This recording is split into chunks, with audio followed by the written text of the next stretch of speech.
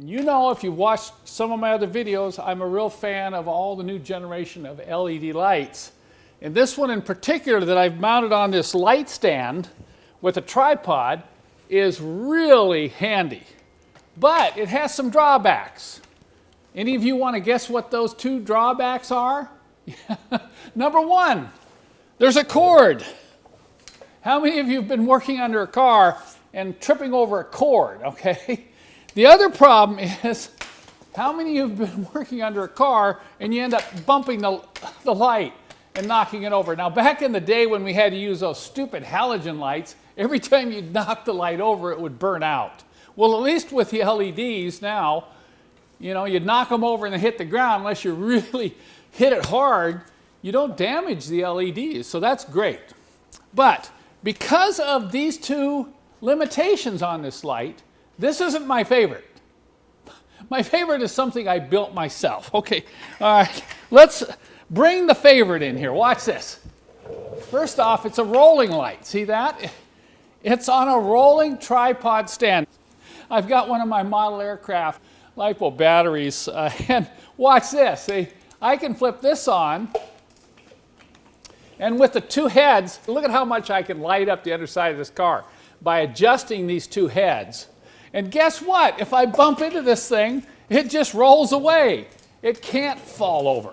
And then I never have a cord to worry about. Now, I do have a wider stance on these caster wheels, but I can be working under a car like this, and I can just take my foot and move it into position like that. And I can grab my foot over here and bring it back. So far, this is the best shop light that I've come up with.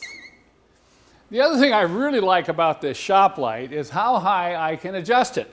I did purchase a stand for a movie light that was tall enough that I can take this and adjust it up high enough that I can get a really good look down into the engine compartment. Or if I'm working on brakes like this and need a little bit more light coming in the top, I can adjust it this high here and then bend these over and adjust them down. I could even lower it a little bit like this and stick it inside the fender well like that. You gotta watch this, okay? So I'm sure some of you have done this on the ground. You don't even have a lift, but some of you have used a lift. You know what it's like. You go around with a flashlight and you have to look everywhere. But look at this. I can roll over here. I can check the subframe mounts, and I can roll back here. I can check this, flex this right here. Look at the exhaust system. Go all the way down, roll up here, check for transmission leaks. I can come over here and check this rear end, the struts and the joints here, and I can just have a ball under here, see? And then I can coast down there. Oh man, look at that leak in the transmission. I gotta come down here and check that out. Uh-oh, where is that leak coming from? Okay, we gotta take care of that. You know, this thing keeps evolving, and I think I finally got it to the point where I like it for what I do here in my shop. I have the basic light, which is a cordless battery operated high-powered LED light bar, and I can put it on 3 different stands. And as we go through this video, I think you'll begin to realize why this works so well when working on cars. Now, you may not need all 3 attachments, depending upon the type of work that you do. But this all started because of my frustration, which was originally due to the lights that were readily available on the market. Now, this is a really nice LED flashlight with a magnetic base. Of course, I bought this thinking this would be great. You know, I could put it on my toolbox, I could shine it on top of my box when I'm working on something or in the engine compartment. But look, unless I'm working right here, like this, right underneath the light, this doesn't do much for me. So I gave up and I decided, okay, I'm gonna keep working on a shop light until I have exactly what I want. You know some of my criteria. Number 1, cordless, has to be battery operated. Number 2, has to be portable and actually move on wheels. And now I've got a couple other attachments which make this light really ideal. Now here's the heart and soul of the Superlight, as I call it. Develop these stands so they have wing nuts so I can take it on and off. But this is the light bar. This is the basis of the light. Has 2 very strong LED off-road running lights that run on anywhere from 12 to about 28 volts. And I use a lithium polymer battery, which is the same battery I use to fly a number of my model aircraft. A lot of you may not have access to lithium polymer batteries or may not want to learn how to use those because there are some drawbacks. But you can see here I've got two lights. They swivel, they tilt, and each one is switched individually. Depending upon the stand I put this on, if I put it on this stand here, this is the ideal stand for working on a bench. I've got two trays here. I can put rather large tools in the top tray. I can put small parts in the bottom tray. And I can be working on a job on my bench here and light up the entire bench depending upon how I tilt these. Okay, that's the first attachment for the Superlight. The second attachment is this one right here. Because if you look at this tray assembly, it's a little too tall to get underneath the car. This, by the way, is ideal if you're working along the side of the car, maybe doing some door panel work, or sitting down working along, let's say on the brakes or the suspension, you have the car jacked up. This is ideal. You can put your tools and parts in these two trays. You can mount this right here on this stand and direct the light where you want it. But what about when you want to work underneath the car? Maybe you got the car jacked up and you need to get the light under the car. Maybe you're changing your rear end oil. So this is where this comes in right here.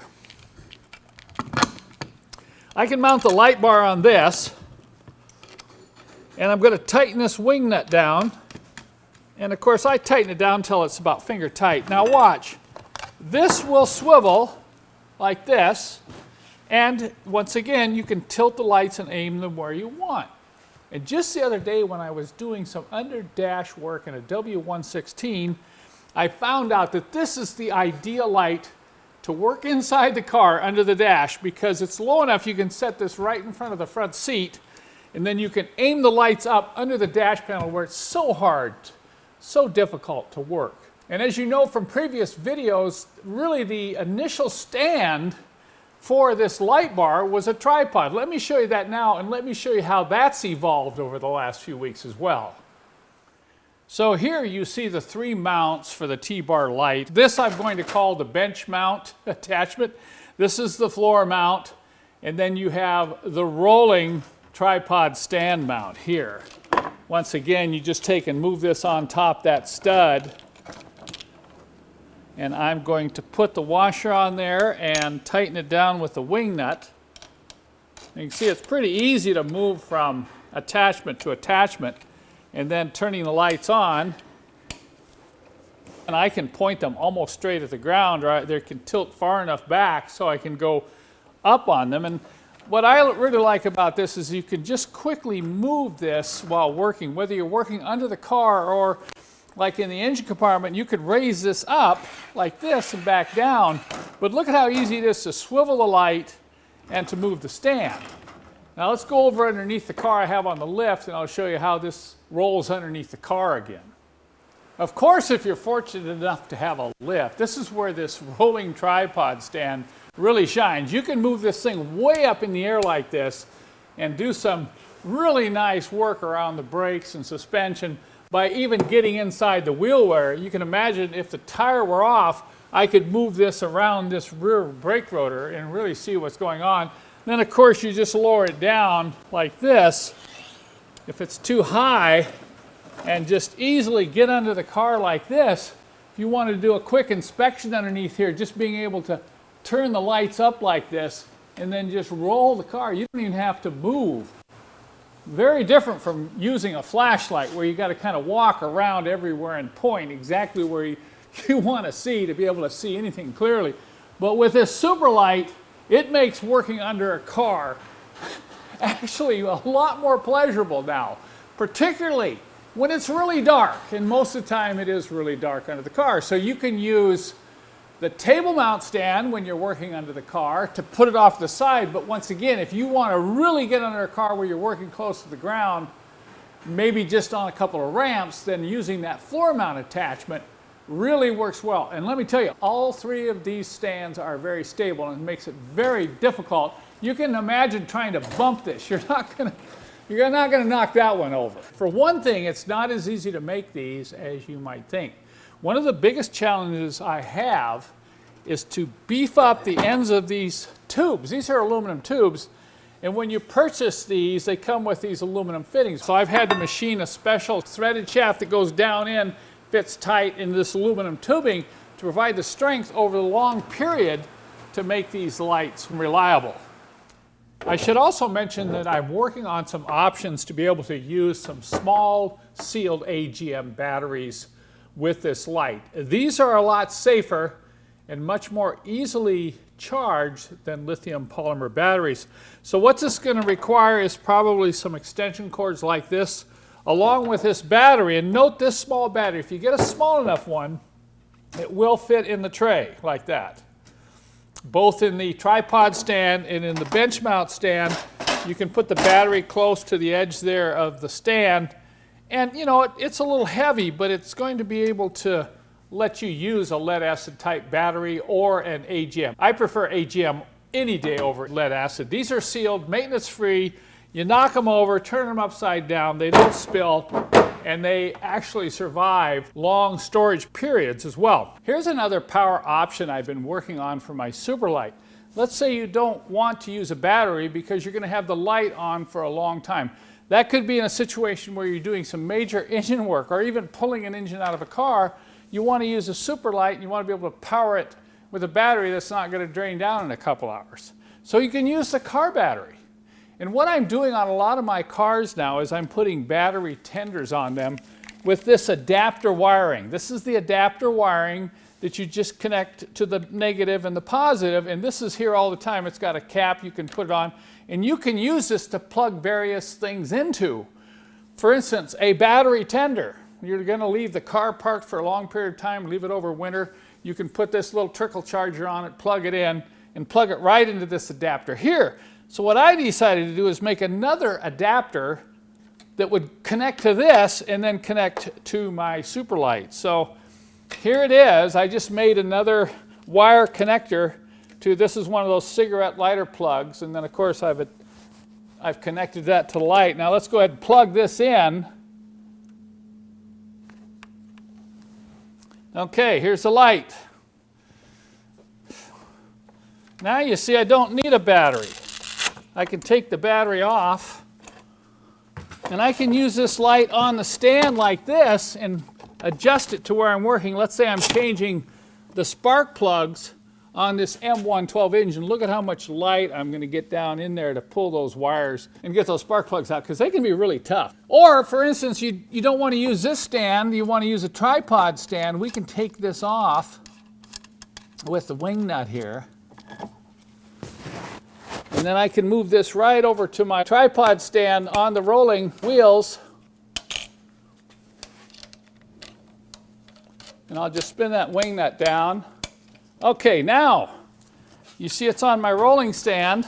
Of course, with the trays I've got here, I can use that to put tools and parts in. But I can adjust this up and down. I can go way up here or go right where I want it so that I'm working on those same spark plugs with this arrangement here, adjusting these lights. Wow, look at the light in there. Now I can come over and work from this position here, and I can keep my tools and little parts here on the trays. Look at how much wire extension I've got. You know, I've got probably 6 to 8 feet here, but you could literally have a 12-foot wire and you could plug into that battery box adapter wiring and move this all over the car when working with a Superlight. I'm in the process of replacing some parts on this Mercedes diesel, and I just have to show off my Superlight. This is what I really dreamed about 2 or 3 years ago when I started out on the quest to find what I would consider the ideal shop light to work in a situation like this on cars, under cars, inside cars, and particularly on engine compartments. The work I'm doing is way down in here by the injection pump. I got some hoses to remove, I got a lift pump to replace, and you know, it's dark down there. Well, behold the Superlight. Look at how this just lights up the engine compartment. And I can just sit here and move this a little bit. You know, I've got the caster wheel stand on it, and I can adjust the heads to get the light right where I want to work. And then to have these trays here, it just makes it all the nicer. I know some of you are thinking, Ken, are you getting so lazy you don't even want to walk over to the toolbox? Yes, it's true, I have to admit. I'd rather not walk over to the toolbox 2 or 3 times. But I've got all my tools in these upper trays, and then on these lower trays, I've got all the parts, the gaskets, I've got the sealant, the little plugs for the fuel hoses when I remove the parts. So everything is here. I'm ready to go. But I tell you, before I would be, moving over here, I would be messing around with a flashlight, trying to get overhead light in. But now, look at that. I can just move that out of the way. If it gets in the way, I can move it right over to here and shine it in there. Or, if I'm not getting enough light from that angle, I can move it right in here. See, and I can work at this position, and now all the light's coming in from a different angle. So what do I intend to do with this now? Well, I think I'm ready to offer it for sale, and I'm going to do it in components.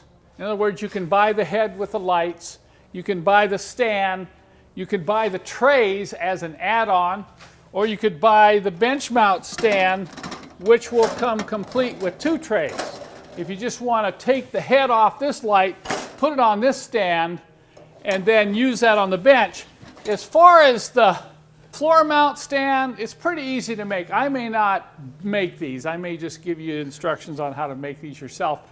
But this is what I put this light bar on when I'm working underneath the car or inside the car, particularly under the dash. So if you're interested in having a light like this to work on your own car, I'll put a bunch of links in the description below this video. It'll take you right to all those products on my website.